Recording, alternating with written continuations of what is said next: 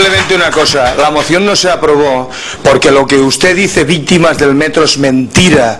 Era una plataforma de 4 indocumentados que se está viendo, perdón, ¿está claro o no? Y la gente normal y correcta de Paiporta, menos una persona, todos estaban en contra de esa plataforma. Y nosotros por eso dijimos no a esa moción que no tenía ni color. Bien, Isabel Martín tiene la palabra.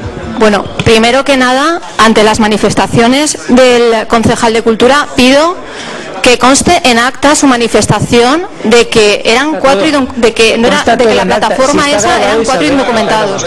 No, pero que conste luego en el acta. Una cosa es lo que se graba y luego lo que consta en el acta, porque me parece una afirmación gravísima.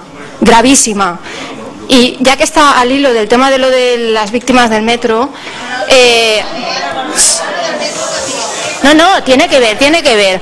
A ver, aquí en prensa, por favor, señor alcalde, ¿puede moderar?